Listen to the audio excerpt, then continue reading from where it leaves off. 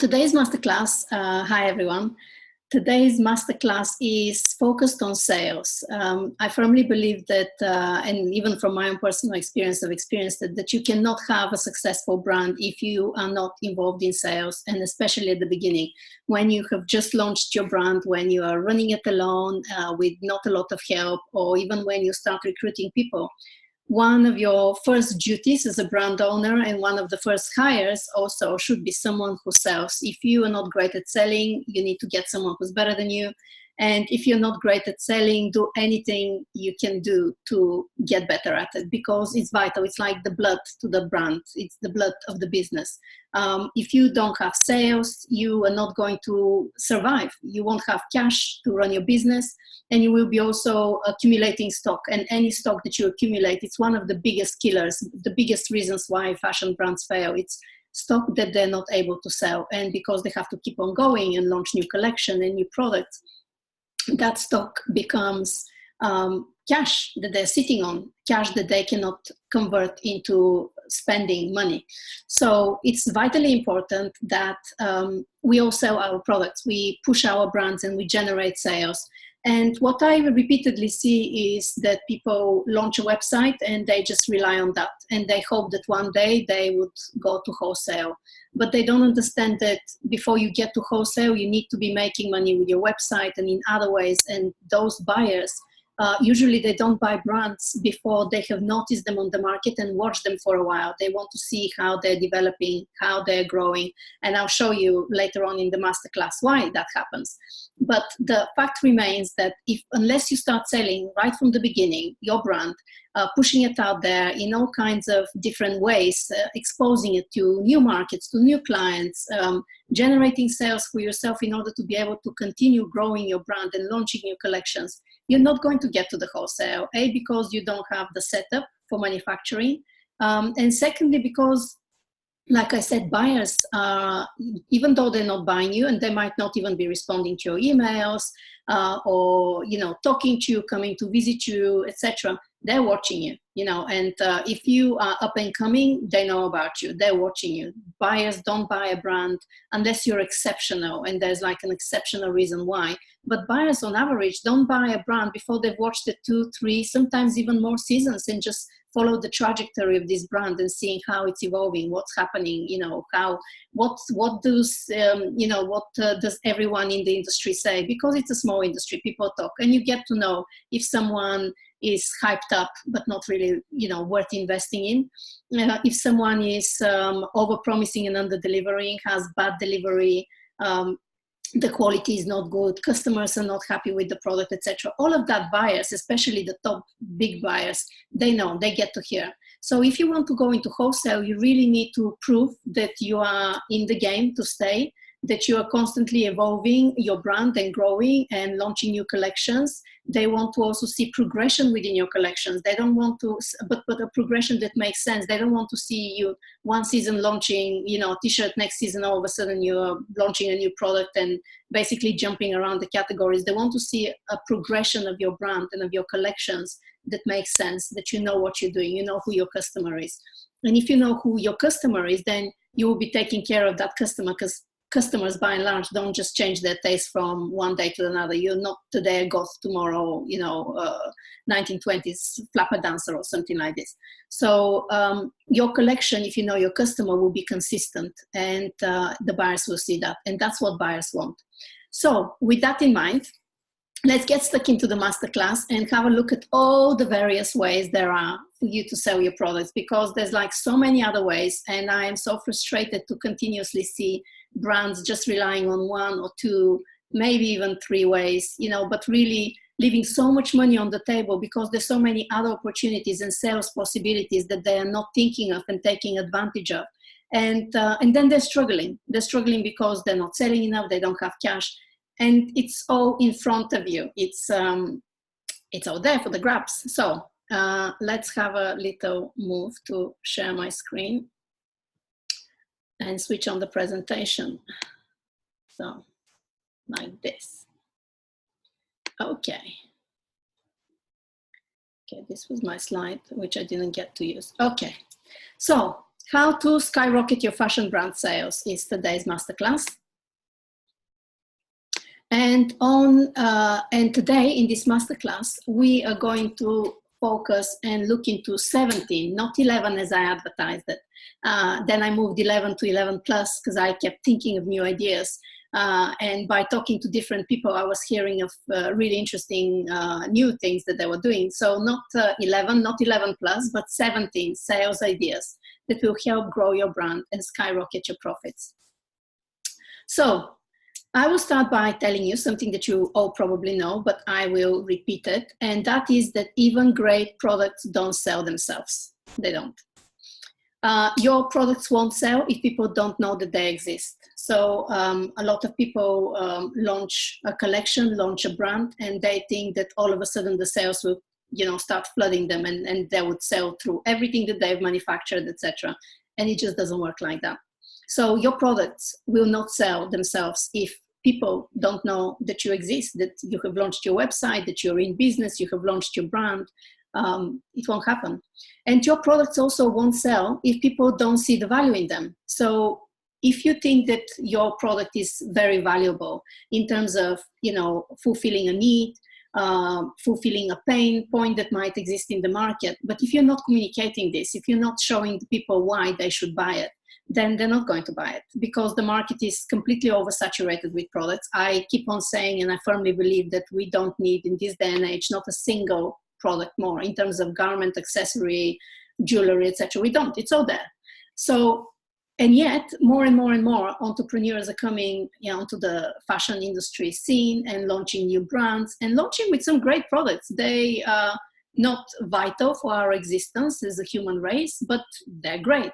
But unless you communicate how they're different and why, what's the value in them, why people should buy them, people will stick with what they know, with who they trust already and they know and follow, etc. So it is your duty as a brand owner who has just invested so much time and money, not to mention the sacrifices and stress and emotional investment made into launching your products and your brand. It is your duty to, communicate the value of your products and of your brand.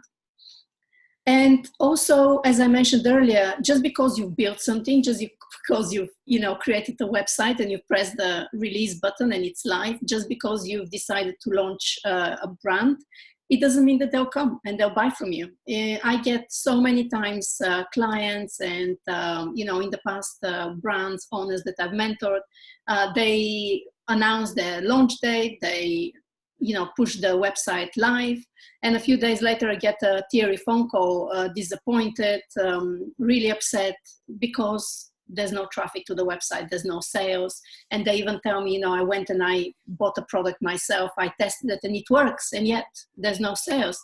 And it just doesn't work like that. It doesn't. So, launching a business is a little bit like a plane taking off. You have like a runway and you have to gather speed and then you take off. And it's the same with business. If you haven't gone through that runway, if you haven't put in the effort to market in advance, to create buzz around your launch, etc., just because your website is live, doesn't mean that people will come. So, and that is no matter how great your product is. So that is really important to remember.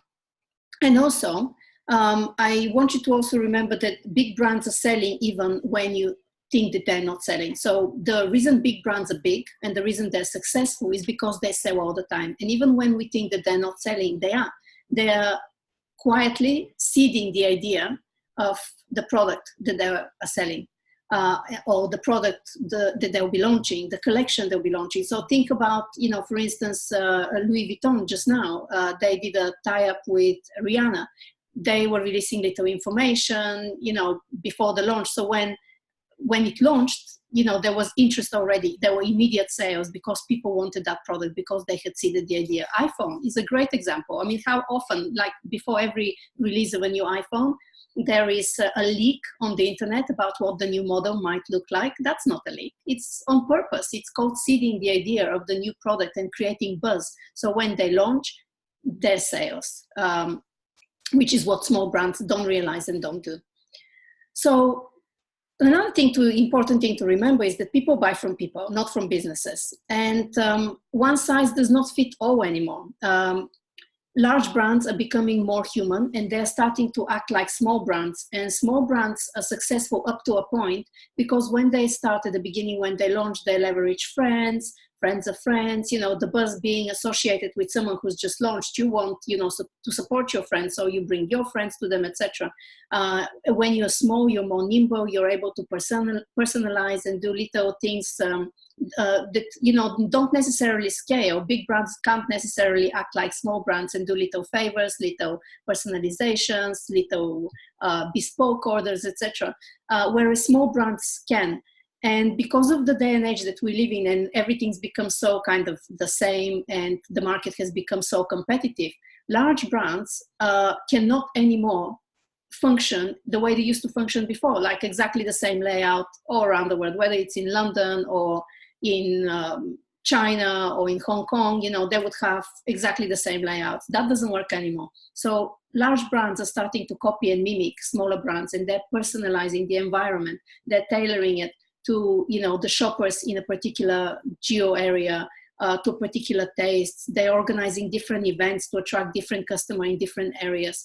So, and those brands have customers that are loyal to them because they see them make an effort, because they then are buying from those people. That's why brands also have creative directors. They put, faces to these brands. That is why they do collaborations with stars and celebrities, because then they have a face, and people buy from people, not from businesses. So it's really important to remember that when you are creating your own marketing. I'm actually especially saying it because most brands shy away from telling the founder story, from being the founders being the face of their brand. And it's really important. People want to know who is behind this brand. You can't be faceless. You really need to tell people who you are. What's your why did you start this, what's pushing you, inspiring you, etc. And then they would connect to you, and therefore to your brand. We live in a communication overload age. It's far too much. If you think about how 30 years ago there was just radio and television, what do we have now? We have radio, podcasts, television, thousands of channels, social media. We are saturated with information, and no wonder that our attention span is getting smaller and smaller. And what does that mean to us as brand owners? It means that we cannot be fluffy in our marketing. We cannot, be not focused in what we are communicating and who we are communicating to. So we really need to be focused. And whenever you think of how to market your brand, you really need to revise it and reduce it until you literally cannot reduce anymore the words, or it will make no sense. But we really need to be laser focused how we communicate. If a 7-year-old child cannot understand what you're trying to say, what's the benefit of your product, what your brand is about, then no one else will. And our message has to be congruent. Our message has to be consistent between the words and the vision, the visuals. Because again, we, especially those of us who have websites and we launch and sell only directly to the consumer through our websites, you don't know who's going to open that website, in which country, and why should everyone speak English? They don't. But if they see the image and they love the image and they get your message through the image, then you've done a good job. So your image and your wording has to go hand in hand. And customers also, people buy from people, obviously, they know, like, and trust. And that goes for brands, because behind the brands are the people. So in order for a brand to get to know you, they have to find you. Once, depending on the type of information you provide to them, if you let them to get to know you, they might start liking you. And if they like you, sooner or later, they're going to trust you. And that will convert them to a customer. And not just any customer, but probably the aim is to convert them to a loyal customer. So it's really important that you remember this when you're marketing. So many people just post pictures of, their product with some description, and that's it. But what does that mean about the brand? Who is the brand? Who's behind the brand? What's the brand about? There's no story. So you really just, be mindful, because all of these little elements, they lead to sales. So even though they're not one of the 17 things, they are underpinning every single tactic and idea that we will discuss later on. And finally, there is a number 7 that is a magic number.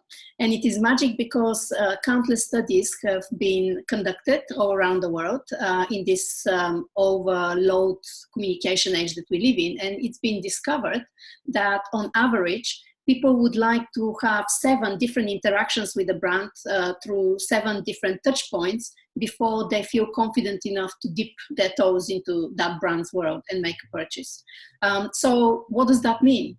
If you have to expose your brand 7 times before they get to know you, like you, and trust you, you really need to plan your marketing, your user journey, but also your marketing strategy. And where you're selling, you need to be in more than one place in order for customers to find you and have 7 interactions before they feel comfortable and confident and trusting you to spend money with you. So the winners really are the ones that care, the brands who are winning and who long-term, they're not like a flash in the pan here today, gone tomorrow, but the brands who actually succeed in staying in the market and having growing and reaching profitable stage, because as a fashion brand, you don't make profits easily. They're brands, we see in the news so many brands that are struggling after years and years, and we think through the media and through what they do that they're super successful, but the fashion industry is smoke and mirrors. Just because someone says it's successful, has flashy images, or celebrities are wearing them, it doesn't really mean that they're profitable, and profit is really success, the measure of success at least. I believe. So the ones that are the winners, the clear winners in this competitive day and age and market, are the brands that care, because now we have so much choice. We don't want anything and everything. And the era in which we live in is a lot more conscious and mindful era. We are a lot more obsessed with our longevity and with the state of the planet. And we are starting to want that from, the businesses we interact with, including the brands we buy. So if you care, if you show that you care about your customers, about whatever is important to you as a brand and to your customer base, they would choose you, they would pick you and stay with you over someone else who doesn't. So it's really important that you find your way of communicating your difference, your story, and how you then compete on the market. So before I go any deeper into this masterclass, I will very briefly introduce myself to those of you that don't know me and I'm new to. So my name is Desi Tsolova, and I'm the founder of Fashion Insiders & Co. And I have been in the fashion industry for 20 years now. I studied fashion design, trained as a designer, but never really wanted to be one. But I started my career at luxury and brands and kind of always stayed at that level. I worked for small brands, large brands, and what I, right at the beginning when I started 20 years ago, is when we were very heavily involved in sales. Going to trade shows means getting orders. Now trade shows are different, as we would see a little bit later on. But when I first started my career, twice a year, I would go with the brands I was working with my directors and my designers. And despite the fact that I was involved, I was working with the designer and on the development of the product, I would be roped into sales. Everyone had to sell. So we would go to these trade shows and we would book appointments. We would call up and make sure that, buyers came. We would present the collections, take notes, then call up and follow up on orders. And we used to, that's what we had to do. We were involved in the sales. And that is something that's kind of changed now. Everyone relies so much more on the internet, but not back then, 20, 15 years ago even. So that's where I started. I've always worked during my career for luxury fashion brands in the idea to product development process. And some 10 years ago, I also felt finally the need to have something of my own creative, but not have to really report to anyone and justify my designs and fight for them. So I launched my own jewelry brand.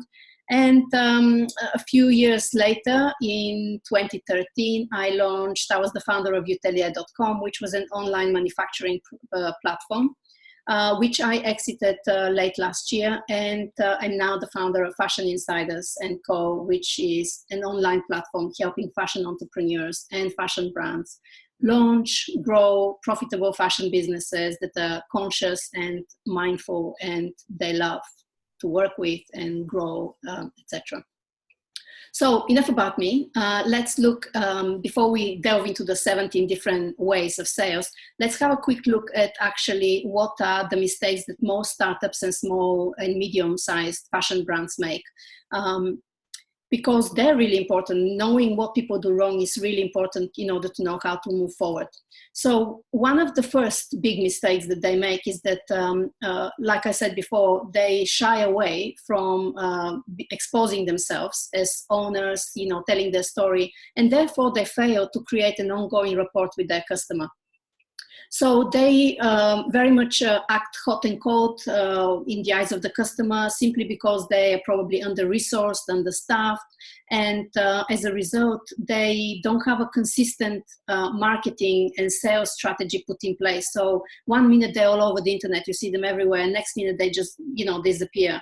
And then all of a sudden they've launched a new product and a new collection, and it's all about this new launch, and then they disappear again. So that, in the eyes of the customer, it's not great. They don't know if you're coming or going. I've recently been in a couple of occasions under the impression that a few brands that I used to follow have actually gone bust, and I was feeling really sorry about it. And then all of a sudden they launch with something new, and I was like, oh my God, so they're still here. So that doesn't create loyalty, and it doesn't create rapport with the customer. You should judge by yourself. You wouldn't want someone to treat you this way. So if we treat our customers this way as brands, we wouldn't keep them, we wouldn't retain them. So what can you do? Well, for starters, you need to be where your customers are so that they can find you easily and they see you.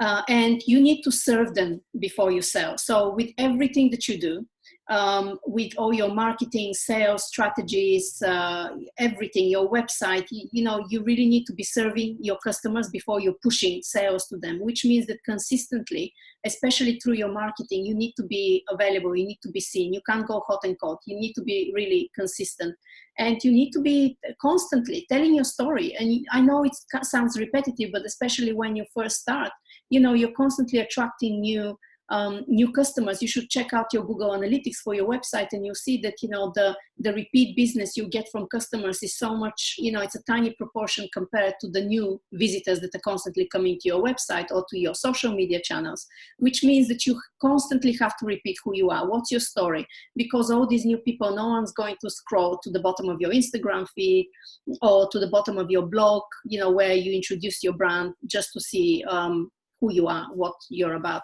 So you have to constantly, through your marketing and even sales techniques, because marketing leads to sales. So the two together, you constantly have to, be telling your story, reintroducing yourself and your brand. You need to be telling your customers and potential customers why they need to buy your product, why they should be buying your product, why is your product or brand special, how are you better? What's the value in your product? How are you better compared to other competitors? And you should also tell them what they should love about your brand, because, people don't know. And sometimes people read between the lines wrongly, or they make the wrong assumptions. So you shouldn't really create space for assumption. You really need to be black and white and spell it out to people, to your potential customers, what you're about, what's your story. What's your message? What is it that you want them, to know about you? Because the more they know about you, the more you're going to,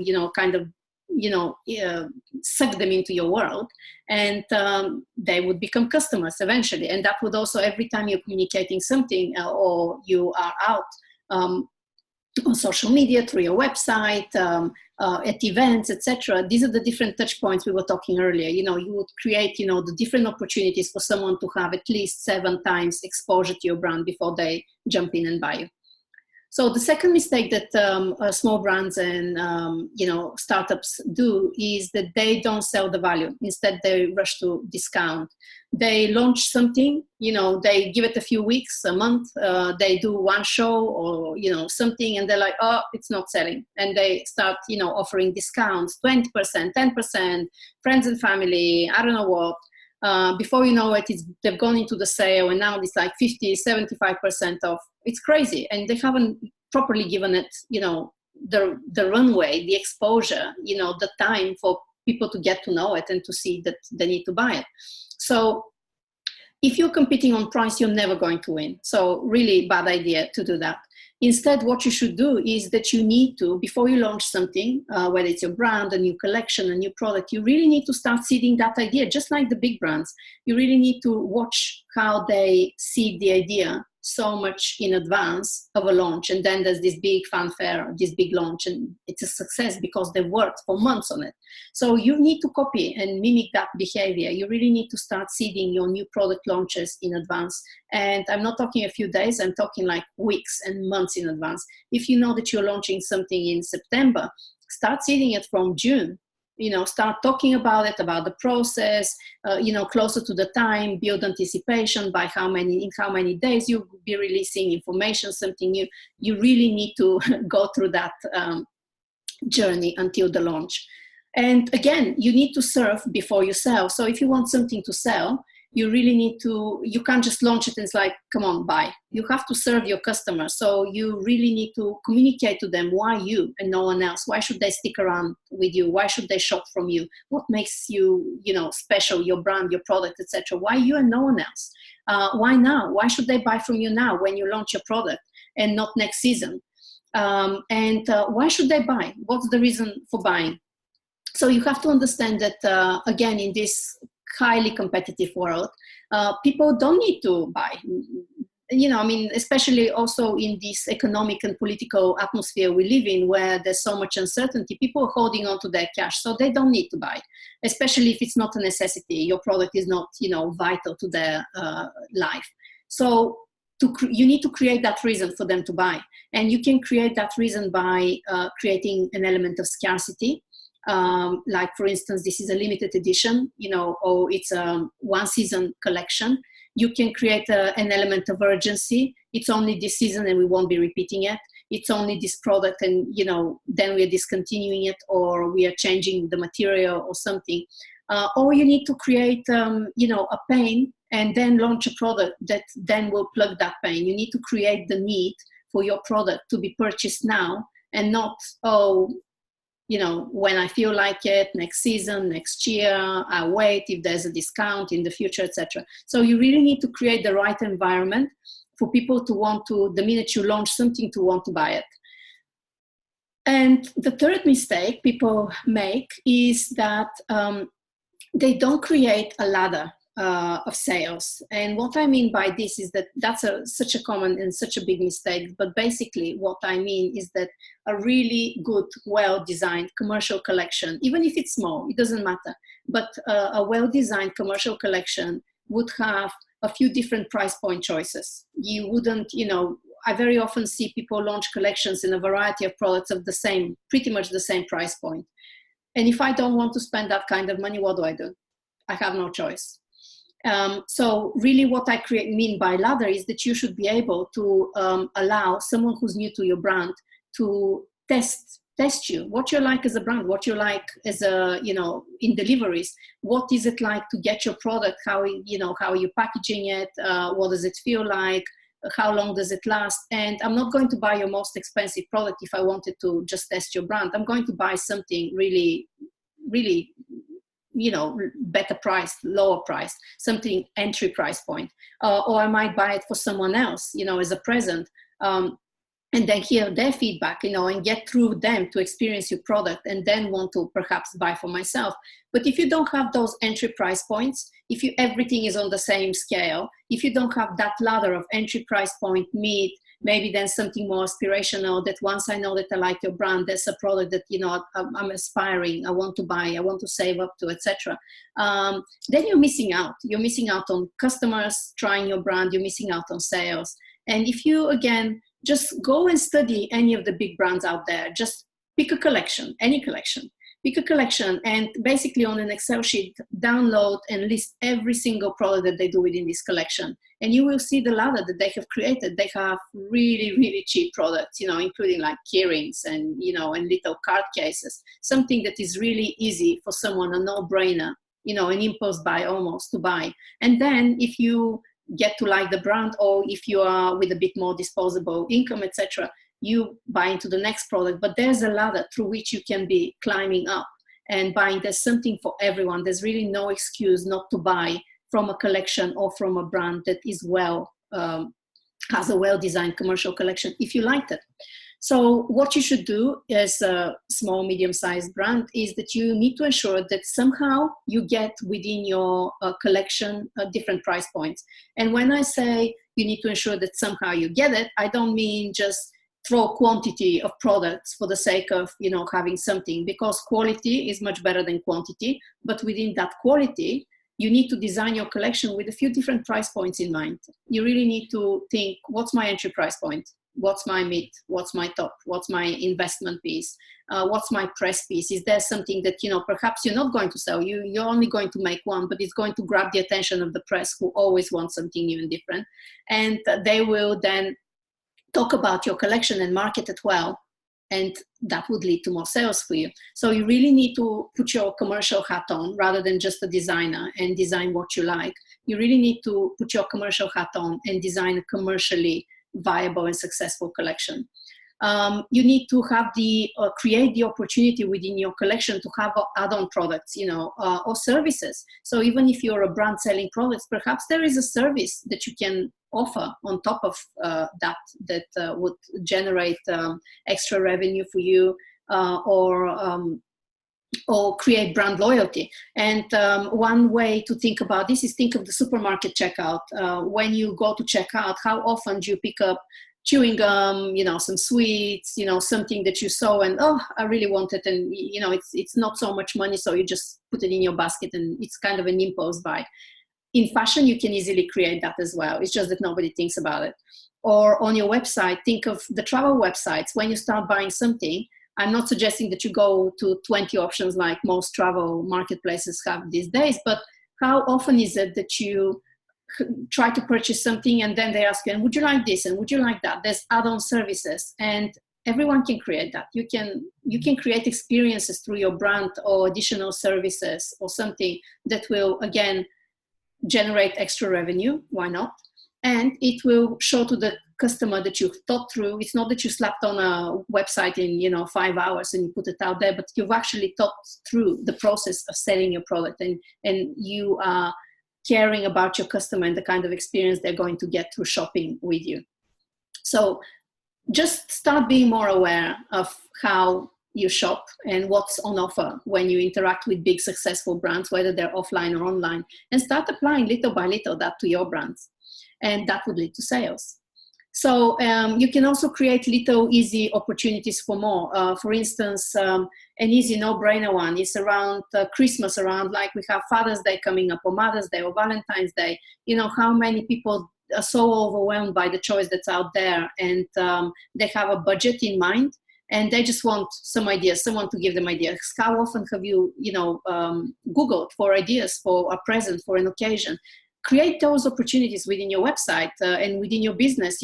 Package things in a little box, put a few different products together that is aimed at a particular type of person or occasion or something. Label them as such so they're easily foundable by people, and that would lead to more sales. Put the customer who doesn't know what they want but need to buy something, have the money, don't know how to spend them, be there.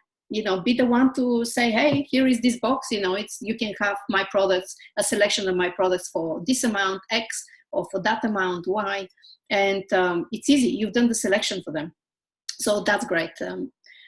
So knowing what we know now about these mistakes, and assuming that you will act on these mistakes and rectify them, and that would create more abundant choice and possibilities within your business. Let's look at the different ways that are put together that you can generate sales. So wholesale is not direct to consumer selling. So a lot of people make the mistake of not really fully understanding mixing terms until they sort of learn, and then really not understanding which way to go. And I think it's really important, whether you decide that you want from the outset to wholesale, or whether you want to do it later and you just want to focus on direct to consumer, whatever it is, make it a conscious choice.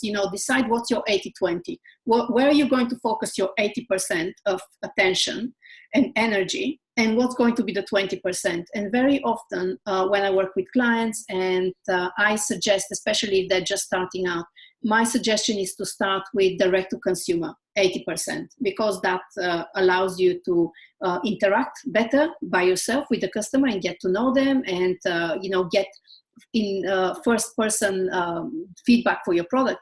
But then with the 20%, start learning about wholesale, showing, reaching out to the top boutiques or places you want to be, getting their feedback, learning what they like, what they don't like.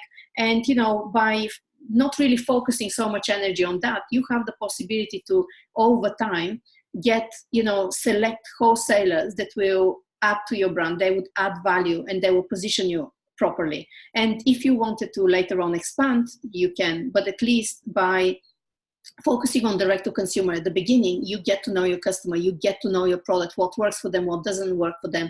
You get to basically optimize and your product and make it perfect. So by the time you go to the wholesaling and you start wholesaling, you are experienced and you know what you're doing. Because when you wholesale, wholesale is not what it used to be. It's so much more cutthroat. There's so much debate whether it's dying or not.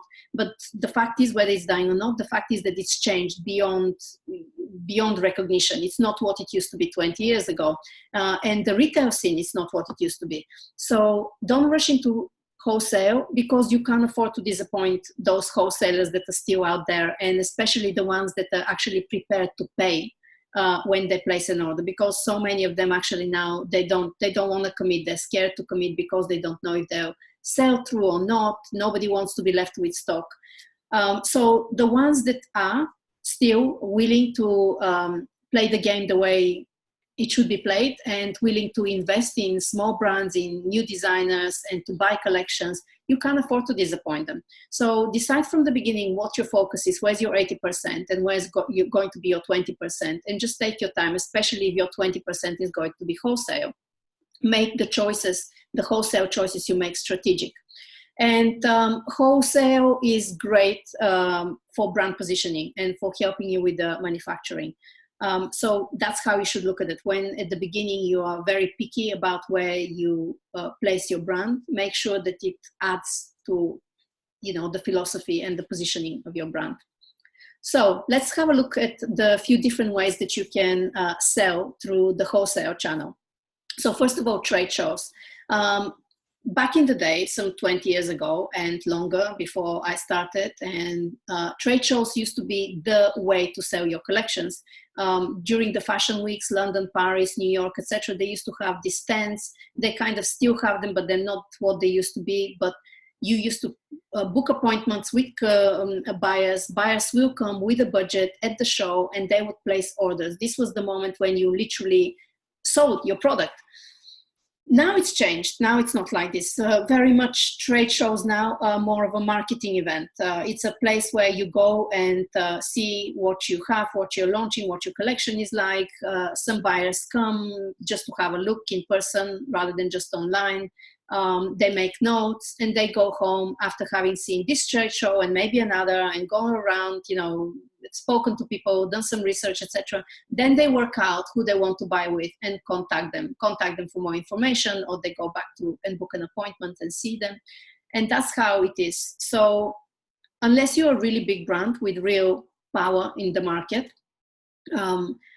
most likely you're not going to walk away with enough orders to break even, to cover the costs of the investment you have placed when you booked that trade show, and they're not cheap.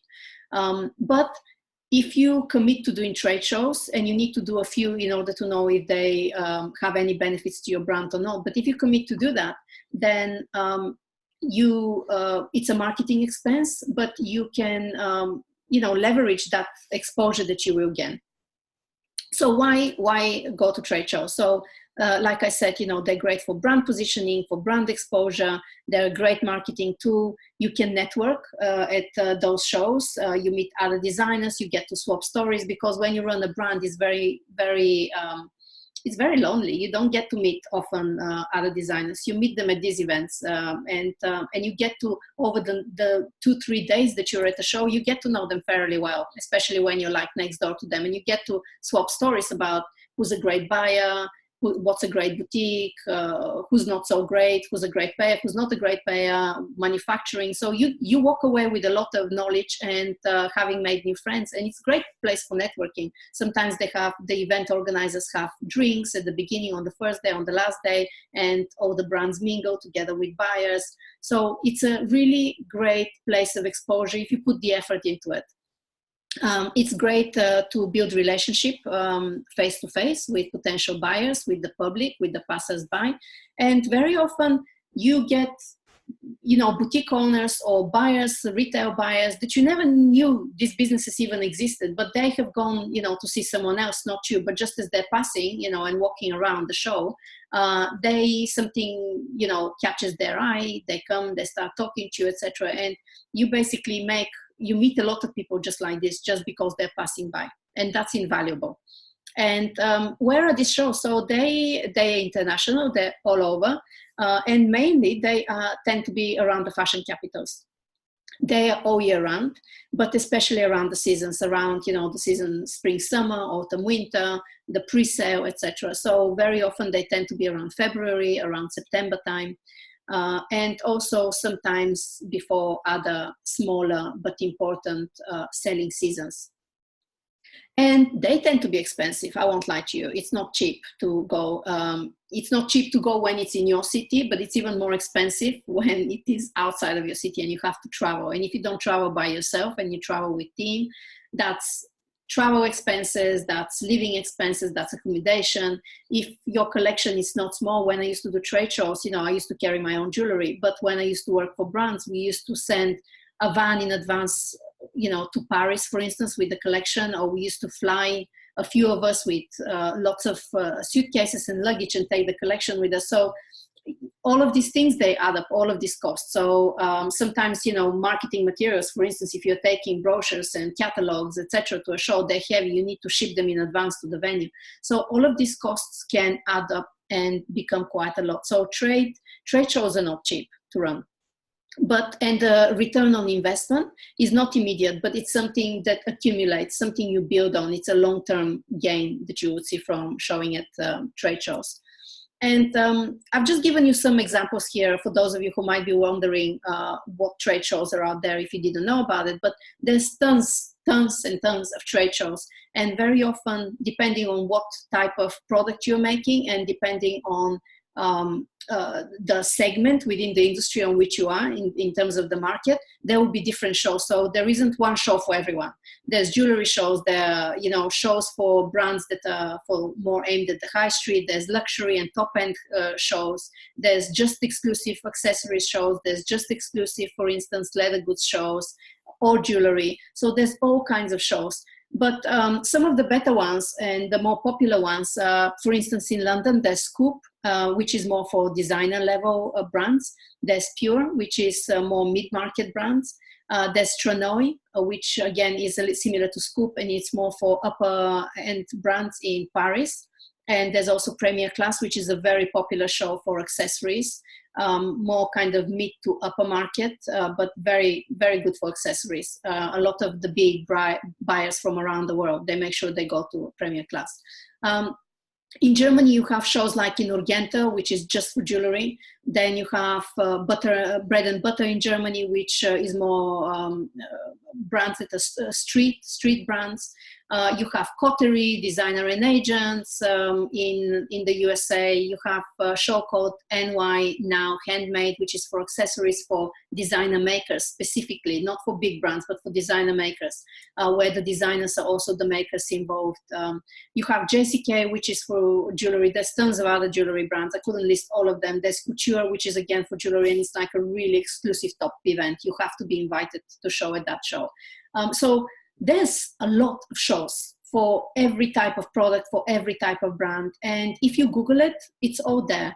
And the way it usually works is that you have to research the show. My recommendation would be that you go in advance and visit it before you commit to spending money with the show. See what the vibe is, find out, is it busy, is it quiet, who goes, what type of buyers go to it, etc. And then apply for a space with some shows, the really popular ones, like for instance, Tranoï. there's a waiting list. You know, it might take you a few years, or Premier Class, it might take you a few years before there's a space and you get in. So the sooner you kind of, if your wholesale is your future plan, the sooner you identify who are the right shows for you and you start researching into them, making connections, finding out the costs, and applying to them and putting yourself on the waiting list, the better. A second way of generating sales via the wholesale channel is agent showrooms. So these are showrooms for a few brands, so which an agent will basically operate them, and the agent will choose which brands they want to represent. So basically the agent becomes the middle person representing you and selling your brand to retailers, boutique, etc. And it's really good to be with an agency because obviously they have they established relationships with some of the big buyers around the world, and they no matter how much you might try to get an appointment with someone, they can have most buyers on a speed dial.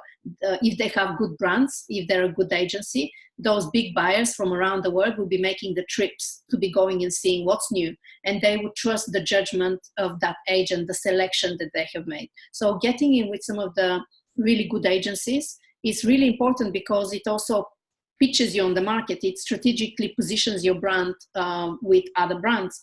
So I'll give you an example. For instance, one of the last brands I used to work with years ago, we used to have our own team selling the collections. And when we wanted to elevate the brand and make it even more luxury because we wanted to raise our prices and we had to justify that raise, we took on one of the top sales agencies that were representing Celine and other brands like this.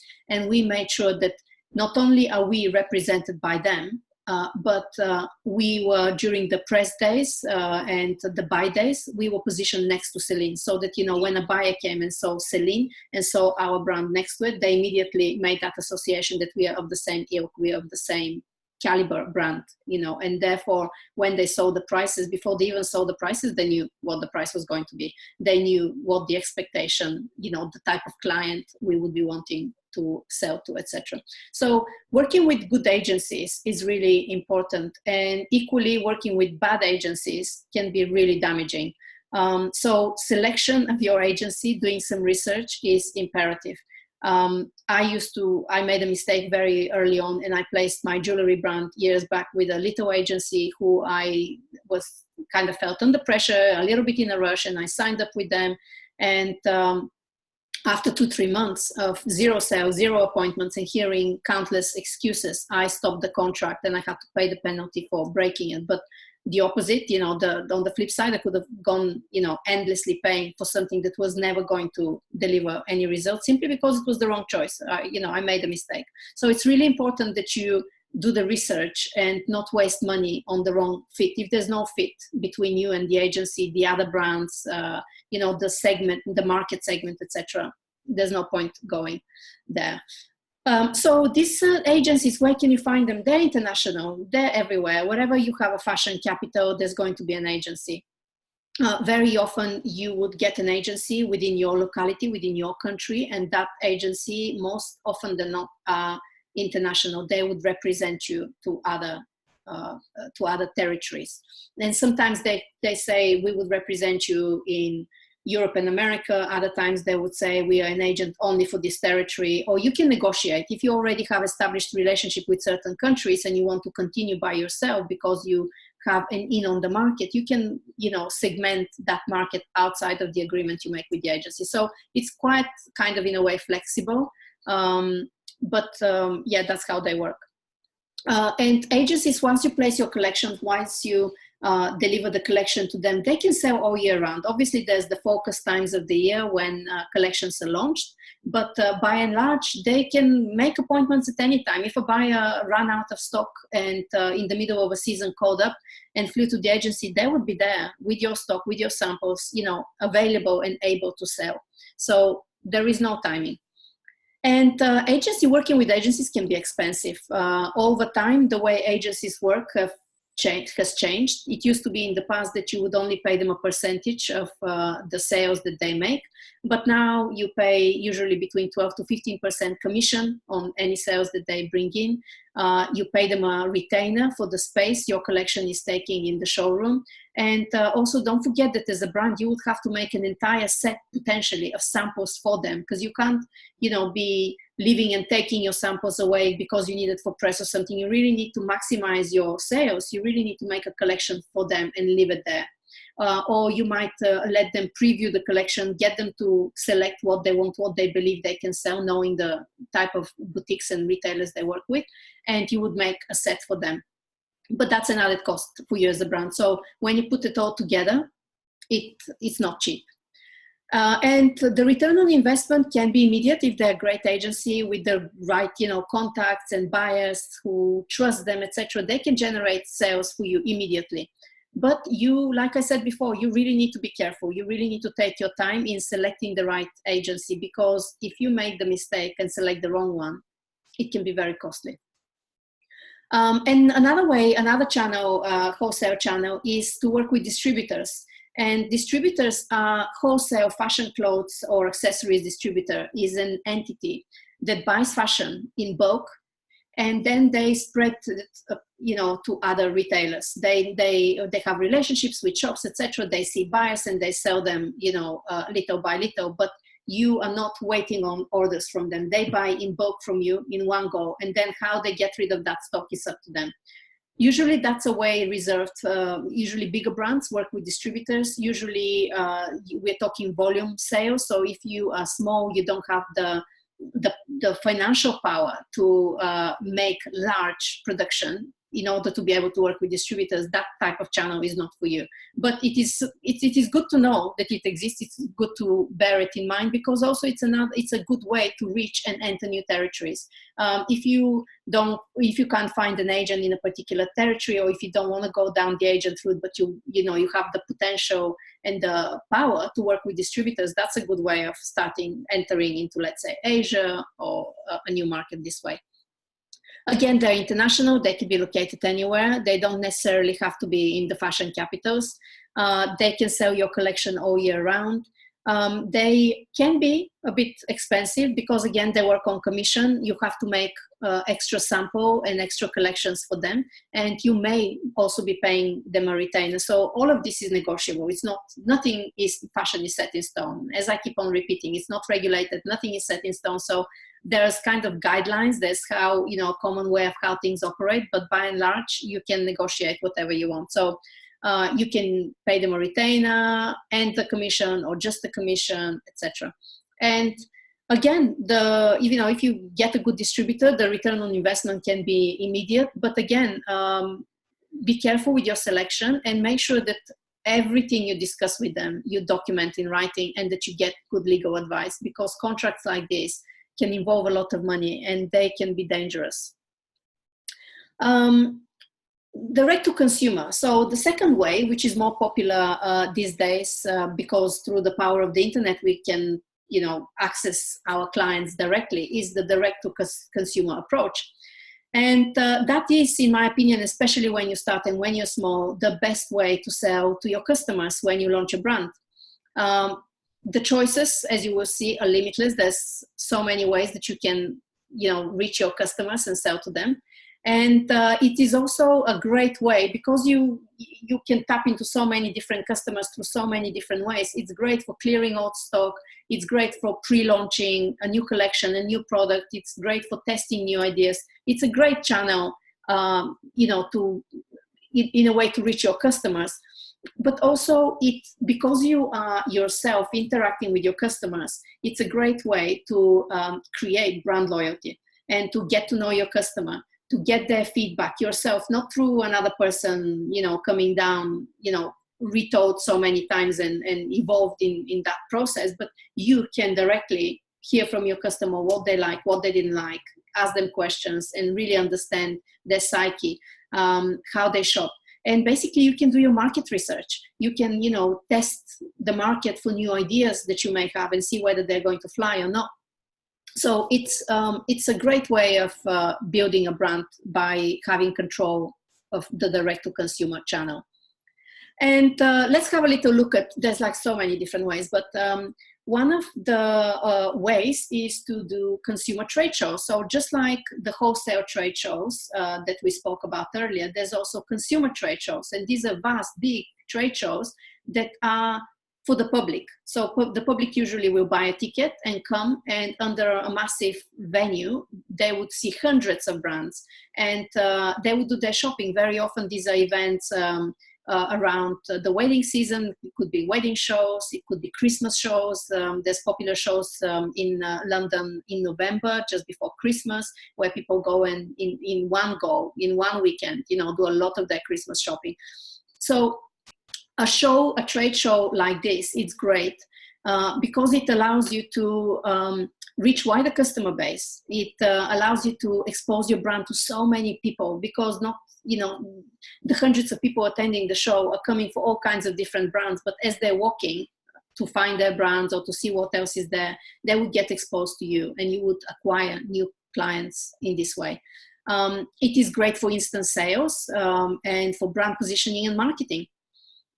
And this type of shows, they can be local to you, or they can be international. And again, you can keep it local where it's easy and more manageable for you. Or if there's good ones international, or you want to, you know, capitalize on this type of shows more, you can just search for them international. Every big capital, every big city, in fact, will have those shows. They're not limited to just the fashion capitals. They're everywhere. So you just do your research and you can apply and have more people get exposed to your brand.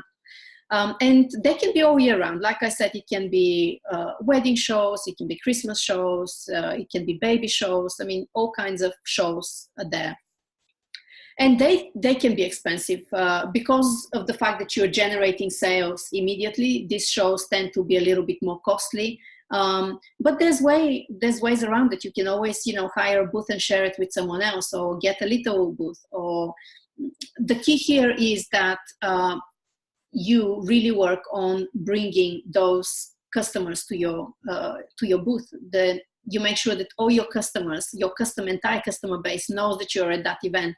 And another tip that I have for you is to market that you're doing something special at those shows. You know, that you're launching or have a special deal on a particular product line or particular product, or you're adding a particular colorway only for this show, or you're offering personalization at the show. You really need to have something special that is just exclusive for that show to make sure that you capitalize on, you know, that event, and get people to come to that event, as opposed to saying, oh, you know, I will next week check online, or when I need it, I'll order it online. You really want to kind of drive the footfall to that show.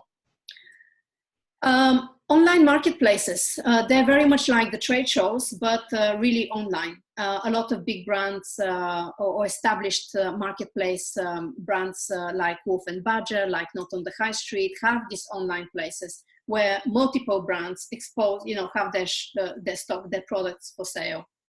And the great thing about these online marketplaces is that they're global. Anyone from anywhere can access them. Anyone from anywhere can shop them, and you don't know, you know, who's going to find you on them, from where you will get a sale. These marketplaces tend to have marketing budgets to, you know, in order to get traffic, they would pay on ads, Google ads, Facebook ads, etc. They would do their own marketing. So you really are benefiting by being on a platform like this, of being exposed to extra, you know, to a lot more people that you would normally do. So you're accessing a global customer base that these guys, you know, are building, not just for you, but for all the other different brands. And especially if you have similar brands, you know, they would be bringing their own customers who potentially can become your customers. So, you know, the power of these marketplaces is amazing, if it's the right marketplace, as always. Brand exposure, you can leverage the brand's popularity, other brands' popularity. And again, you know, leverage the third-party PR and marketing. When a new brand joins that platform, they would perhaps email their entire list and customer base that they're on this platform. And when these new people come, they don't just go to that page and exit. They rummage around, they go around, they look at what other brands are there, and they can come and find you. So these marketplaces are typically online, and they are open all year round. And usually the way they work is that sometimes you have a small joining fee. Sometimes you have to apply and you're not, immediately allowed, because they also try to curate them. I think the magic word in this day and age is curation. Everyone wants to curate the selection in order to make sure that they appeal to the right target customer and they create brand and customer loyalty. So if it's a curated marketplace, you would have to apply, perhaps even, pay a little joining fee to begin with. And on any sales that they make, usually they charge between 20 to 35% of, the final price of the sale. Which, it's not bad. It's still better than, the money you get if you're wholesaling, and look at how much you're gaining. So it's a great place to be in a few good marketplaces like this. And the return on investment can be immediate. And my tip, for being on marketplaces is to very carefully read the terms and conditions and be very clear on what are the charges. Is it 30 or is it 35%? I've been on marketplaces that say that it's 25%, but when I get then the payment, turns out it's 30, because in the print somewhere it said that 5% additional are taken for admin charges. So be very clear, read the small print, as they say. Be very clear who's responsible for what. Do you ship to them and they ship to the client, or do you own that data of the end client and you have to ship them? So just read the small print. It's really important before you sign anything. What happens if you're disappointed, if you don't like it, or for whatever reason you have to leave them? Is there a penalty? What happens in the case of refund? How does that work? It's really important that all of this you understand before you join the marketplace, but the benefits are great. Another way is outdoor markets and festivals. Some of you that have a particular type of products, whether it's like festival, clothes, or beach, or baby, or it could be food, etc. But there's so many outdoor markets that you can go on a weekend. They're not so difficult to get into. And it just allows you to shift stock. If you're sitting on something and you want to sell it, it's a great way to, join one of those marketplaces or go to festivals. You are going, to where your customer is, and they are in the mood of shopping because they're happy.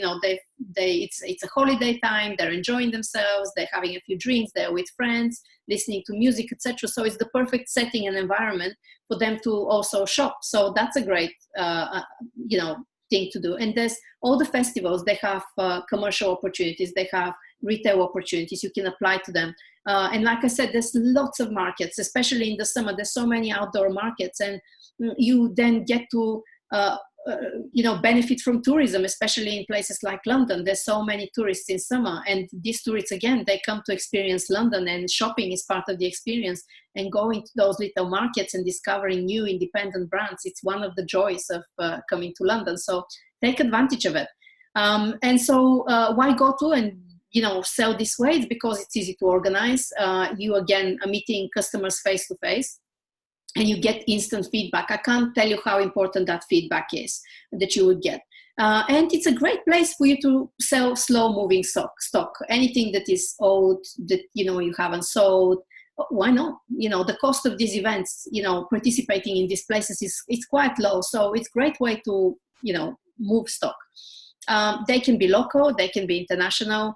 Think, for instance, Christmas markets in Germany, Austria, some of these, countries, in all the big cities in these countries, they have amazing, massive, big Christmas market. So if you're a jewelry brand or, knitwear or something like this, this is the perfect opportunity to potentially take part in one of those markets and go and, again, open up, test the market, test that audience, sell a few more products, etc. Again, why not?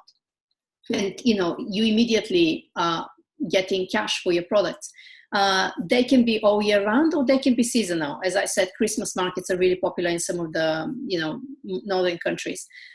They don't have to be very expensive. Very often they're quite cheap to get into. You just have to apply. Sometimes you pay just a set fee for your store, for your space. Sometimes you pay a small fee plus a percentage of the sales. Different markets work in different way. You just have to apply and find out what the rules are. The return on investment can be immediate. If you make sale, that's cash in hand immediately. And it's really important, if possible, to go and visit them before committing to do one, just so that you're not wasting your time. Because even if something costs little, as in terms of financial investment, it is also you being there and your time that is invaluable, and you can't put a price to that. So if you go to the wrong thing because the wrong market, the wrong festival, because you didn't spend the time to research it, ask a few questions, check it out in advance or previous year, that's time that you could have spent being somewhere else, time that you could have spent, working on your strategy, projection, marketing, I don't know, anything else that would have over time yielded better results than the time you would have wasted. So check them out before you commit to going and doing one. Fashion retail pop-ups. Since the recession, 2007, 2008, when so many shops went bust. And why did they go bust? A lot of them because of overstock. I just want you to remember, overstock is like a massive brand killer. But the fact is that so many brands went bust, so many shops went into bankruptcy and liquidation. Prices on the high street of the retail units are constantly increasing, and more and more brands can't afford the rent. The rent and the rates and everything else that goes with it is so high, they can't guarantee they'll get enough sales to cover this, let alone make profit. So the high streets in all the major capitals are full of empty spaces. And luckily, someone wonderful invented, the concept of the pop-up shops. And there's plenty of businesses that you can contact that can organize. They list empty units that you can take on and organize a pop-up. You can do a pop-up by yourself. Some of the brands I know and follow are doing exactly that, and testing different neighborhoods in different areas and just seeing, where is the right location. If they were to open a shop or thinking of opening a shop, where would be the right location? Let's do a pop-up, for 3 months, 6 weeks, 6 months, etc., and just test the waters.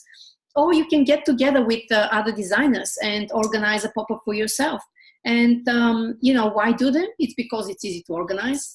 You, again, get to meet your customers face-to-face and test your assumptions for your ideal client. You get instant feedback on your products. You can test new products, new ideas. You can test new localities and target markets. You can do a lot of testing. They can be local, they can be international, again.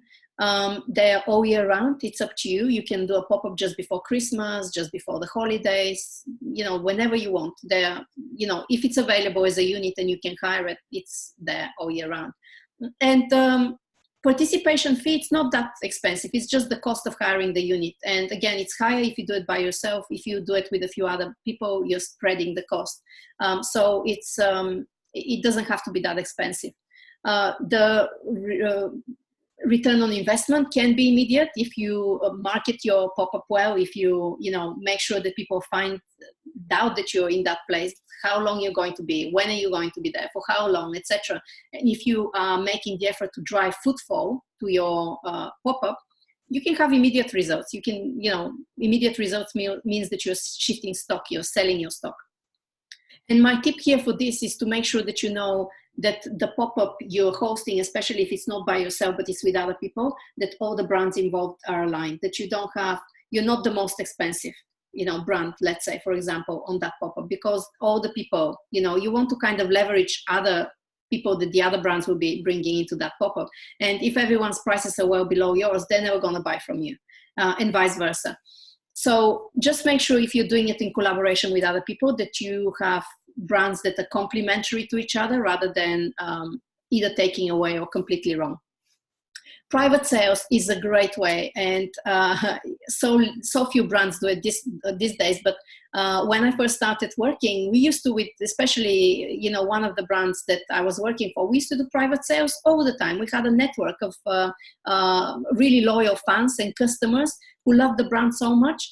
They would host in their houses little sales for us, and they're really easy to organize. Basically, it's a friends events are great because these people, they invite their friends, and in the safety of their home, in the comfort of their home, especially let's say if it's in winter and it's not nice to schlep around and be visiting retail shops, from the comfort of your home or a private home, you can host a sale, or someone can host a sale for your brand. And it's again a great way to clear stock, samples, etc. It's a great opportunity to sell more than one, because when people are together, when friends are together, they shop more. So it's a really great way to interact with your customers. They can be anywhere. you can, like I said before, you can ask some of your top fans, to organize one for you. If you have good relationship with someone, you can give them an incentive. Usually, the way we used to do it in the past is we used to agree with them a small percentage of any sales generated on the evening that they keep for themselves. It can be 10, 20, 30, whatever you decide with the host. You can buy some drinks and some nibbles for the evening. It really is open for you to do whatever you want to do, whatever agreement you want to arrange with your host. But it is a great way, to show your product, show your brand to people, interact with them, and sell, shift stock. It might not be a lot, but every unit that you sell and you're not sitting on and you convert it into cash is a bonus, right? So you can do those all year round, especially before certain seasons, before Thanksgiving, Christmas, Valentine's Day, holidays, etc. Think of, Mother's Day, Father's Day. Think of all of these opportunities to create something like this and actually do a favor to all these customers of doing their shopping. And they don't have to be expensive. Actually, they're not expensive at all. It really is the agreement you make with the host. And again, you can have an immediate return on your investment, and the likelihood for more people to buy is higher because they're with friends, they're comfortable, they're having a nice time, they're enjoying themselves, and that creates, shopping mood. So one thing that, I want you to think about is, that model is very similar to the Avon kind of sales, where, they would, representatives would go to homes and, or take on ladies who would organize an Avon party and sell, the makeup. Then we had Stella & Dot. It's a jewelry company that exploded, became super, famous. They've even written a book. It's really worth reading to kind of see the psychology and how they've grown with just utilizing that method of private sales. Another bonus is that if your host creates an Instagrammable type of atmosphere and encourage people to Instagram, where they are, what they're doing, their shopping, etc., that creates more buzz for your brand, more attention is on your brand, and it leads again to more sales. So that private sales events are, great. Private shows, it's something, it's a similar thing to the private events, but they are usually organized by higher end customers, or you can organize it with a few other designers. I, for instance, did once in a boutique hotel with 2 other jewelry designers, and we basically invited press and our top clients to come and see in a private setting our jewelry. So you can organize it by yourself, or you can organize it with a few other designers. And again, like I said, invite the press, your VIP customers, buy them drinks, buy them coffee, offer a really luxury kind of environment for them to shop and maybe see, a pre-launch of a new collection, new line, new product. It's a great way to connect with your customers and make them feel really special, especially if you're more of a luxury type of brand. And they can be anywhere. You just, contact a nice luxury hotel that is maybe easy to get to, centrally located, and see if they have a meeting room that you can book or a suite. You can buy a suite and you can ask them to take the furniture away. All of that is possible.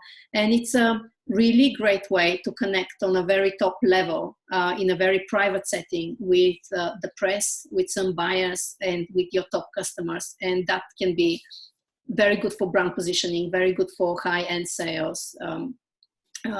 You can do it any time of the year, especially again before certain seasonal points of the year.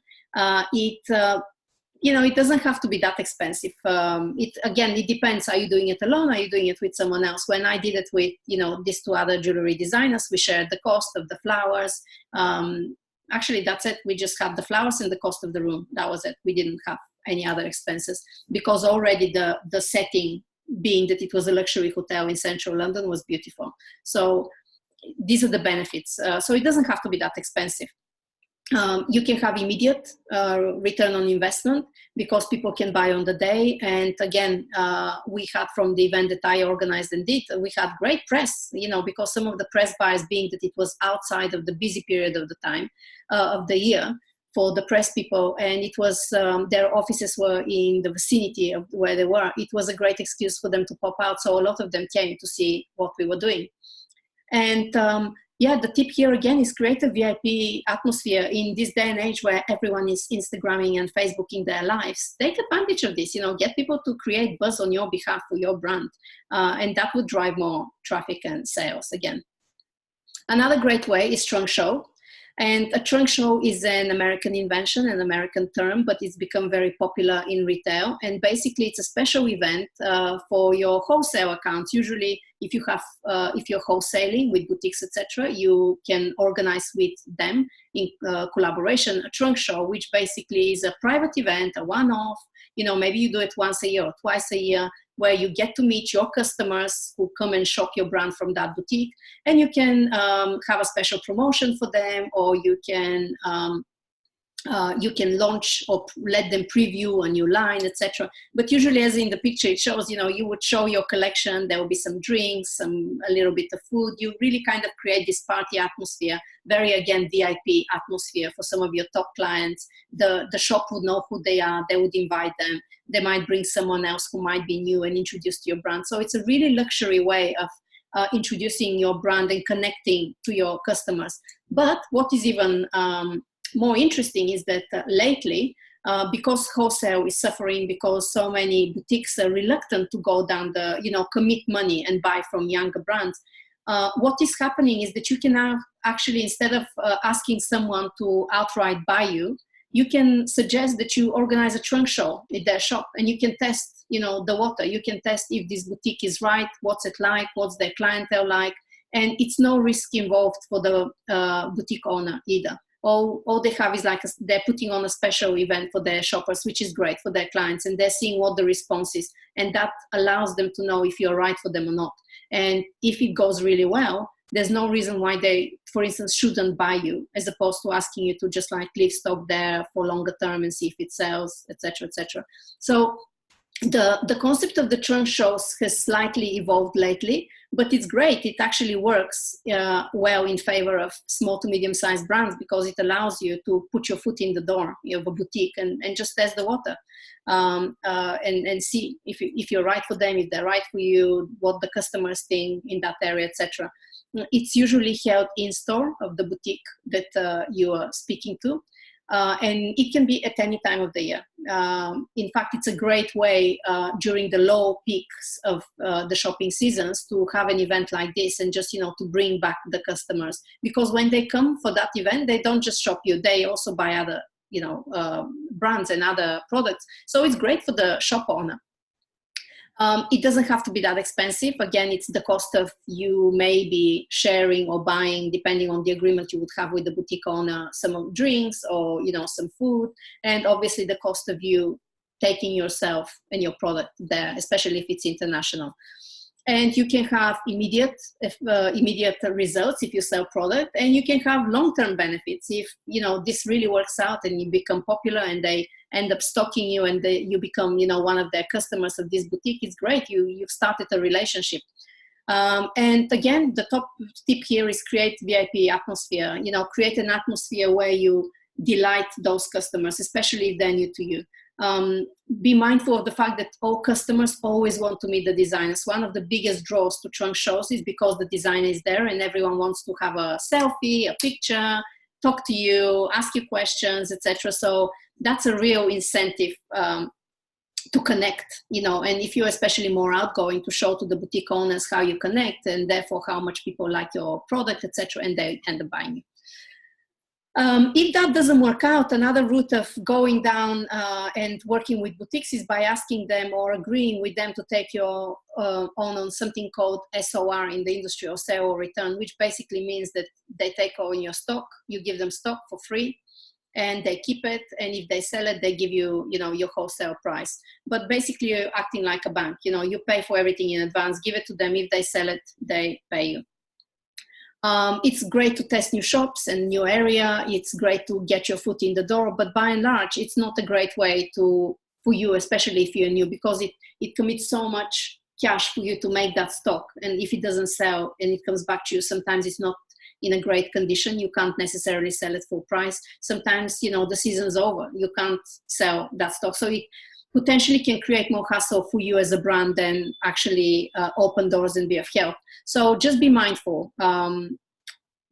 be, go into something like this with your eyes open, knowing all the risks, etc. And it can happen at any time of the year. It doesn't have to be expensive. It's definitely not expensive to them. It's zero cost to the boutique buyers. It is to you. I had a personal experience that was very costly, and I still have tons of jewelry that I'm sitting on simply because I went, into a situation like this with a very high-end, high-profile jewelry boutique with my jewelry, and she wanted to stock so much. She had such faith in my jewelry, and she was opening a new shop, and she took stock for that new shop. And literally after a few weeks, she said, oh, actually half of that stock for the new shop is not right for that clientele, so you can have it back. And all of a sudden, I am still sitting on a lot of stock from those days. So you can have immediate return on investment if it sells really well, etc. But it's a lot of risk for you involved, and just be careful. And another side of, SOR that, not many people talk about, but if a boutique doesn't have the means to buy you and takes you on sale or return basis, and then they go bust, unless you have specifically a contract with them, which most young designers don't, and there's a particular clause that says that stock is yours. If a boutique goes bust, that stock, if it's inside the boutique, it's no longer yours. It belongs to the boutique, and the liquidators, they take it. I've worked for brands where we've lost stock because of that situation, because we didn't know. Another thing to be mindful of is that sometimes some brand boutique owners, sadly, they are not that honest, and they don't tell you when they've sold something. If they tell you, they don't pay you straight away. You end up spending so much time and energy chasing payments that is just really not worth your while at the end of the day. So if you can, stay away from sale or return. And if you can't, go with your eyes open, and be very strict in what kind of agreements you put in place, and document everything. Sample sales. When there's a recession, there's tons of sample sales. And when the times are good, there's again, lots, some sample sales, but all brands have sample sales. Basically, these are events that they organize in external room somewhere, or maybe in their premises, in their shops, if they have bricks and mortar shops, sometimes in their offices. Sometimes you might host on a special page, through password protected, where you have a sample sale. But basically, this is a sale when you're just getting rid of samples, because anyone who has turned an idea into a product, that you go through multiple iterations of samples sometimes, or sometimes you have to, if you're a bigger brand, you have to order samples for your PR company, for your agency, if you're with an agent, photo shoot samples, etc. So sometimes you accumulate lots of samples, and that's stock, that's money. So why not sell it? So by organizing a sample sale just for yourself, by yourself, or with other people, it's a great way of, again, turning product into money, shifting it, getting rid of that stock, emptying, creating space in wherever you're holding that stock, and, converting it into cash. Sometimes you don't make a lot of money. You don't get the money you paid and invested in making these samples, but it doesn't matter. As long as you kind of sell it and, get some cash back into the business and some liquidity, which allows you to spend on other things, to pay bills, to move forward, it doesn't really matter. You can often, sample sales like this are organized in town halls, in-house. People can organize them in-house, online. You can, there's no rules. You can do whatever you want. They can be seasonal, just before it. They can be any time of the year, whenever you decide. They don't have to be expensive. It really depends on how you're doing them, where you're hosting them. The cost is mainly of the venue. Return on investment can be immediate, and they are great for shifting old stock. Even if you have stock that's from a few seasons old, you can mix it in with the samples. It's great of just clearing stock that is sitting in your warehouse, in your office, under the desk somewhere. It's a tied up cash. You're releasing cash by shifting that stock. So it's really important to, organize those kind of regularly. And social media, oh my goodness, social media, everyone talks about, selling via Facebook, over Instagram. Some people say it's great. Other people say that it's not what it used to be, and they're not, in today's day and age, generating that much sales now.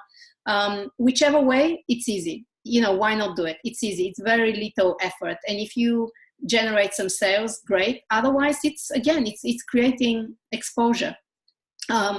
If you are trying to sell through the social media, you can leverage influencers, you can connect with them, you can expose them to your brand, you can use hashtags, geolocations. You become so much more findable by people when you're on social media. And whether the sale happens, through that channel, whether an Instagram picture takes them to your website, etc., or not, it doesn't really matter, because if people find you on Instagram, sometimes they go and find you on your website, or they go to a shop if they see that you're in a shop, or they hear you're in a pop-up, etc. They go and see you, and they might spend money with you in person.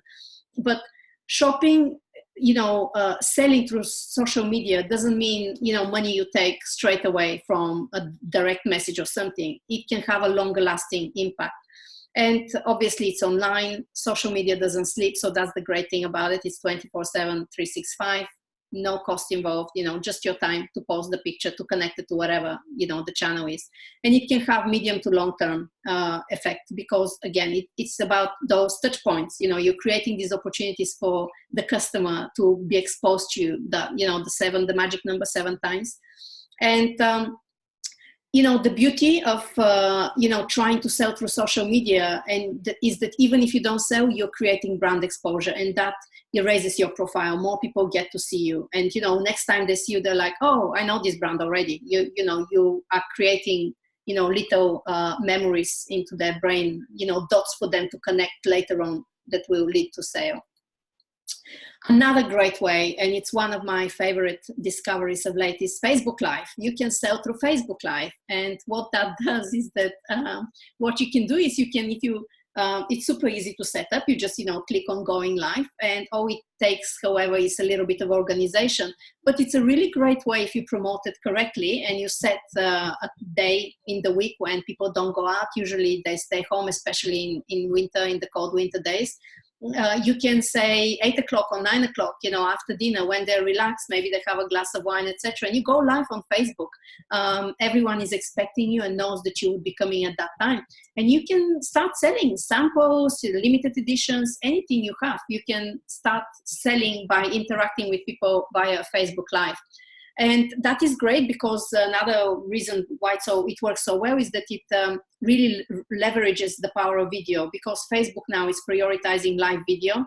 So your video will be then shown to lots of other people's accounts who are not necessarily your customers. So by them seeing you going live on your page, they can join in, and they can become, and buy something on the night.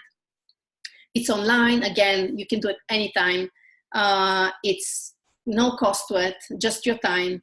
The results can be immediate. And my only tip would be that it takes a little bit of organizing. You really need to kind of market it properly, tell everyone how, where it's going to happen, what time, which day, etc., and how it's going to work, because it's something that's quite new. Not many people, there's only one person I know who has done it with great success. But you can make a lot of money on the night. But you just have to make sure that you have a little bit of support. You have a friend maybe helping you, taking, messages, noting who's interested in what, and straight away mailing them, the PayPal link, or whichever way that you're going to get payment, is taking note of who's bought what. You need to organize yourself and make sure that you know exactly what you're selling at what price. You're not scrambling through pieces of paper saying, oh, how much was this? And also, if you make a deal on the night, because you can do that. If you make a deal on the night, your friend or whoever assistant is helping you, that they know that, so that there's no, but she said on the night that I can buy it for this, etc. Everything has to run really smoothly. And that is a great way to potentially make a lot of money for your brand. And again, shift stock, old stock, samples, etc. People, you can show them, you can communicate how it's worn, you can show it how it looks, if it's a bag, if it's jewelry. You can have your own little QVC, really. So that's a great one, and really, really fun.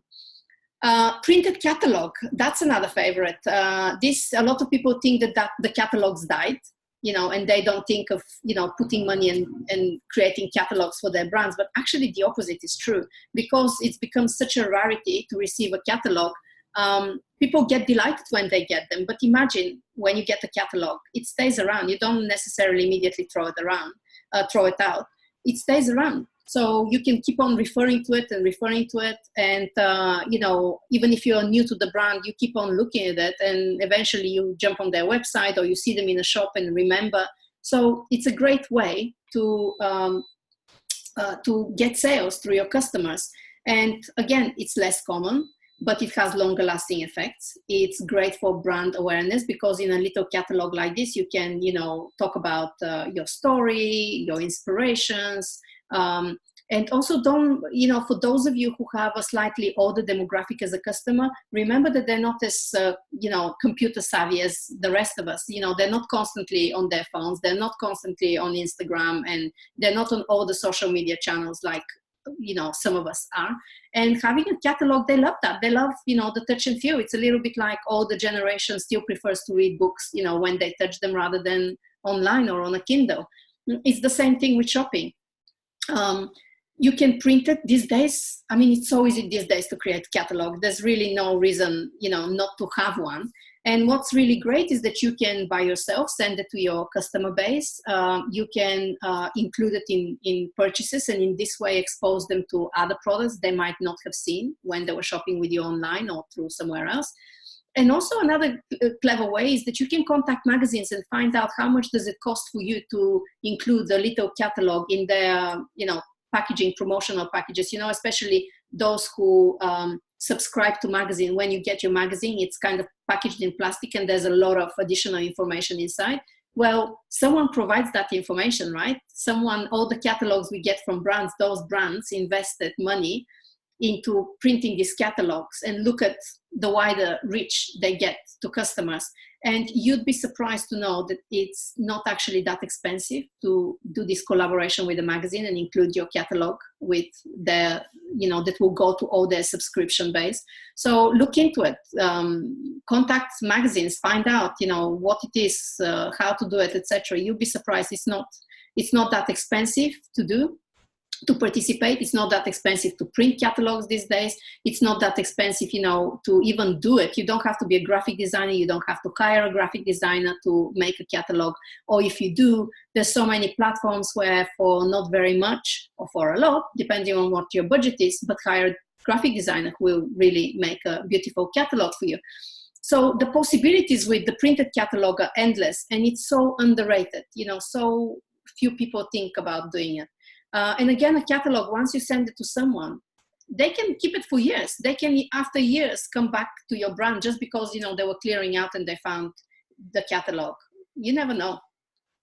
It doesn't have to be that expensive, obviously, depending on how you print your catalog, how it's bound, the binding changes, how, the price, how many pages, the finishing, the quantity.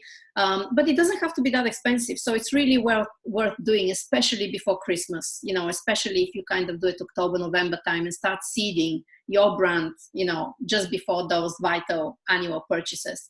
And it's great for immediate, a lot of people immediately might take action and jump on your website and buy something. Or longer term, like I said, they don't have to straight away be thrown away. People often, I keep certainly loads of catalogs from other brands. And if you are a brand that, you don't want to do a catalog by yourself, let's say you're doing bags or jewelry, you can so easily collaborate with other brands. When it's a few of you, the more you print, the better the cost. The more you send it to your respective customers, you're getting exposure to a whole new customer base. And you're getting really nice looks. Your jewelry is seeing how it looks, on clothes, or your accessory on clothes, or clothes with accessories, etc. So packaging it in an unexpected way and cross-promoting each other, if you do it together with brands, is really a great way to push your brand out and generate more sales. All of this leads to more sales, and that's what's so exciting. Email marketing. My goodness, why are people and brands not taking advantage of email marketing? Hardly any brands, especially startups, send emails. And emails are gold because they get into the inboxes of your customers, and and you basically have direct link to them. You can be telling them about what you're doing. You can be building up that brand awareness, that brand loyalty and connection through your email marketing. And hardly anyone does it. In fact, most brands have a really casual approach to collecting email addresses of their customers.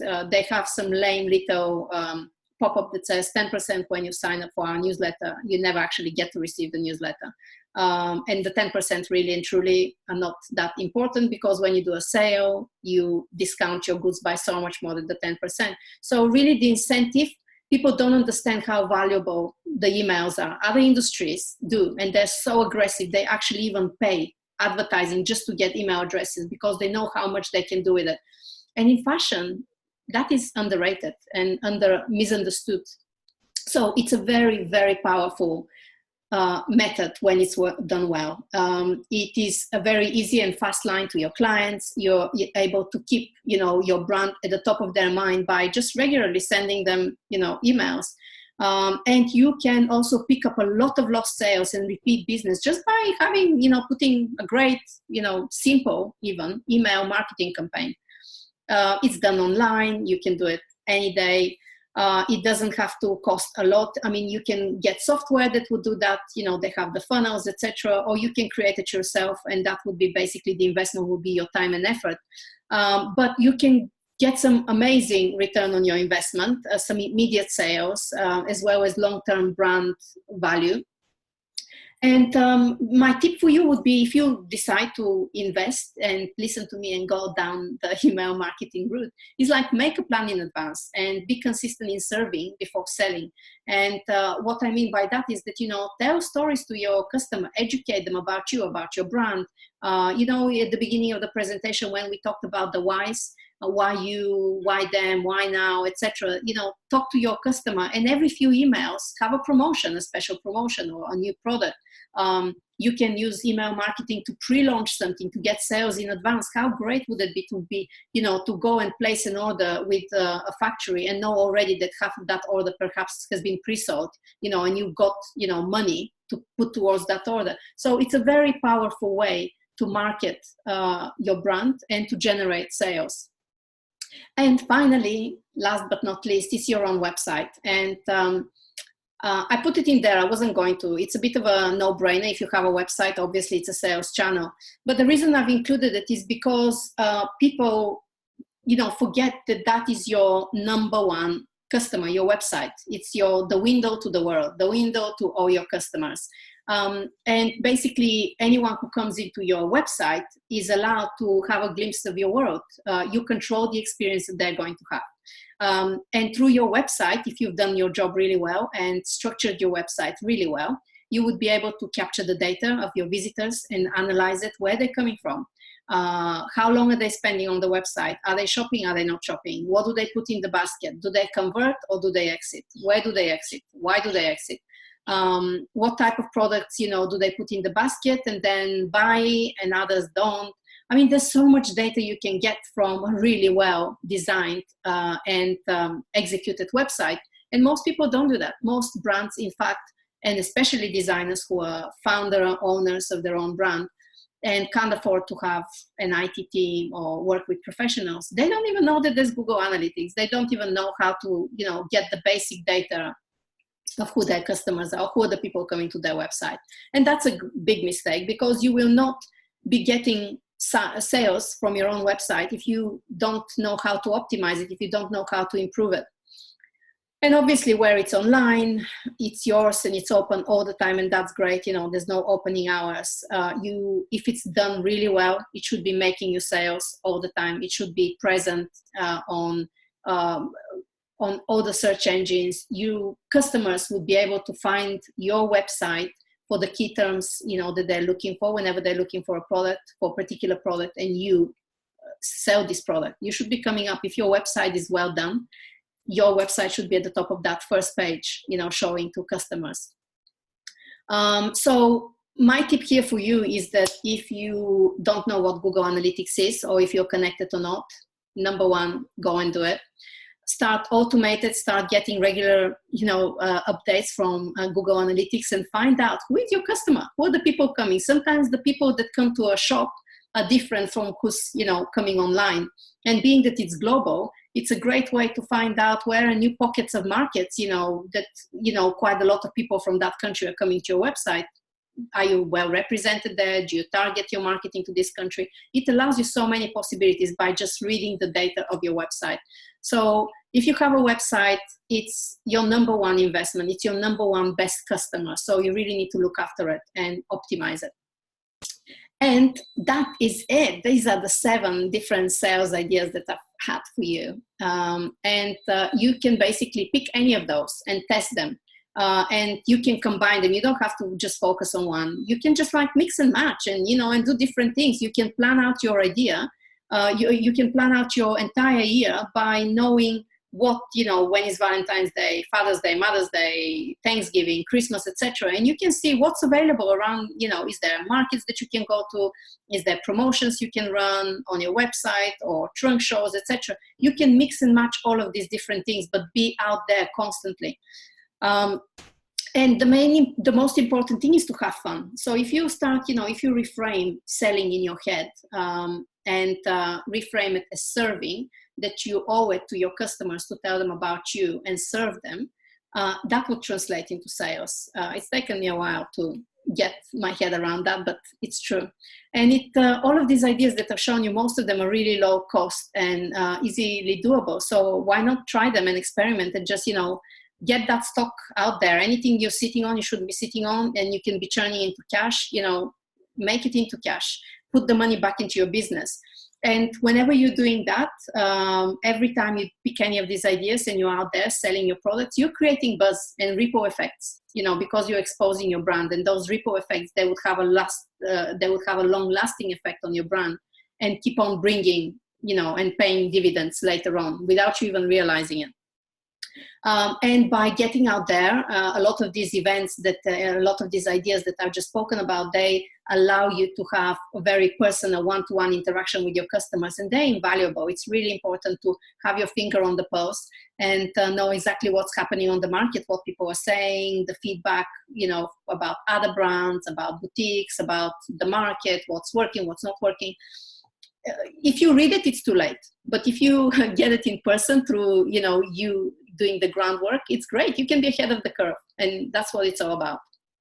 And again, all of these events and ideas will give you the opportunities to acquire more knowledge. And knowledge is priceless. I keep on banging on about it, but knowledge is priceless because it gives you the freedom to do better and to do more, and to compete or not compete even with your competitors, because you're going to be in a completely different league from them. So before we finish, I wanted to make you remember, I want to remind you, and I want you to remember 2 things, and 2 things that I wish I had learned years back.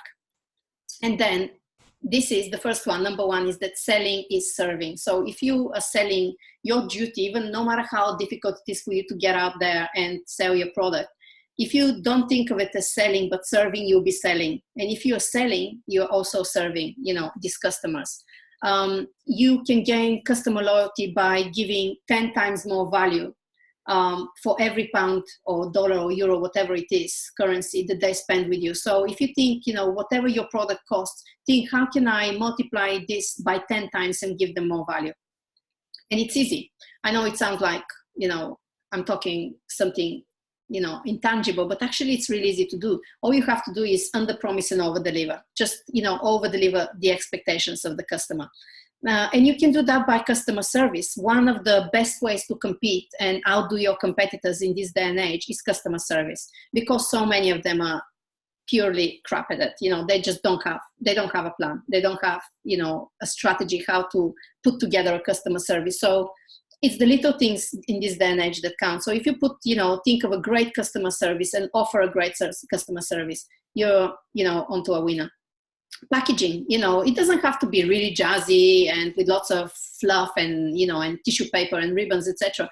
But if it's thoughtfully packaged, whether that's like sustainable and there's a story, or it's beautiful and just make it special, whatever it is, packaging, how we package our product is, our message to our customer, what we say, we think about them when they get our product. It's not just about the money. We are serving them by creating an experience, a tangible experience for them. Personal touches, when you sell something, and you, especially when you ship it, put a little, handwritten card, send them a little video message if you know who they are, if they bought online, etc. Send them a little video message and say thank you. Send them a little voice note. Do things that are unexpected for the customer. Be where they don't expect you. Do what others are not doing. Think outside the box. And a lot of these ideas, as I'm showing you now, they don't cost money. It doesn't cost you anything to record a video message and send it to someone, or to leave them a little voice note, or or write on a little, scribble on a little card and send it to them.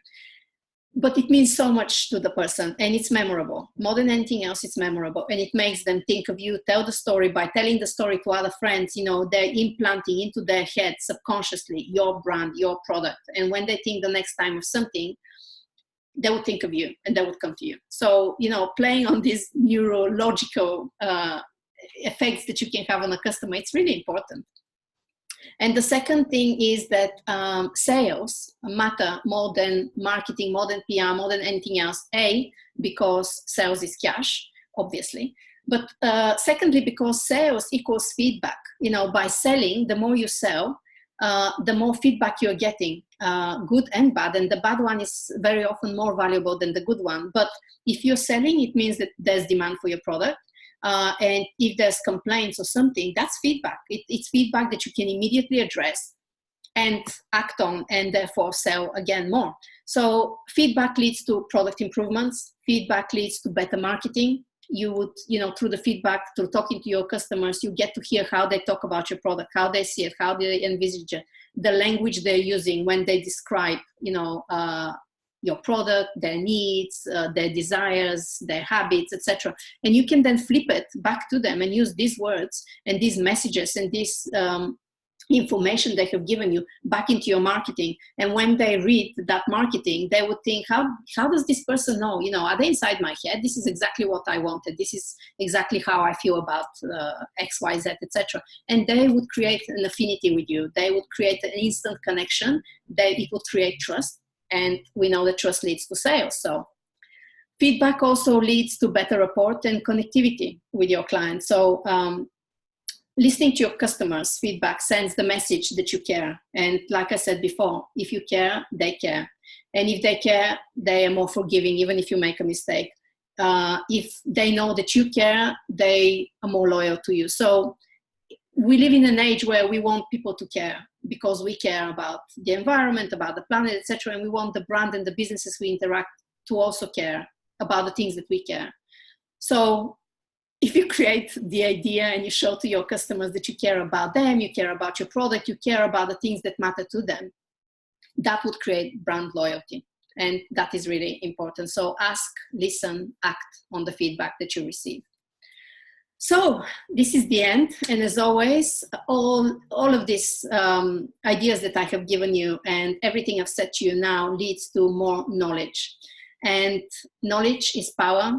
Cash is king. So these are the two areas that you really need to focus as a brand, whether you're just thinking of launching, or you have, even more importantly, if you've launched, if you're like 2-3 years down the line of your brand, and you're exhausted, you just don't understand which way to keep moving forward. Why is it not working for you? It's probably not working because you're not doing any of these things. You're hot and cold, you're not getting feedback, you're not out there selling, etc. So I've given you 17 different ideas that, are easy to implement. Some of require a little bit finance. A lot of them don't, and they can then give you the cash to, perhaps invest in those that require a bit more finance. Whatever it is, just go out and try it, because whatever you try, whether it works or doesn't work, it gives you knowledge. And if it works, it gives you cash. So you're onto a winner, win-win either way. So that's it. We're finished. Thank you for staying with me for this over 90 minutes now. And if you want more, we are on YouTube. Every Thursday, we release a new video on YouTube. So there's a lot more information about how to launch your brand, how to manufacture, find manufacturers, how to price your product, anything and everything. We are constantly adding new content and building that library of video content in there. And our main social media home is Instagram. You can find us and connect with us on Instagram. And we are also on Pinterest and Facebook, always under Fashion Insiders & Co. So thank you again. And I'll see you on the next masterclass, or I'll see you somewhere in the social media world. Thank you.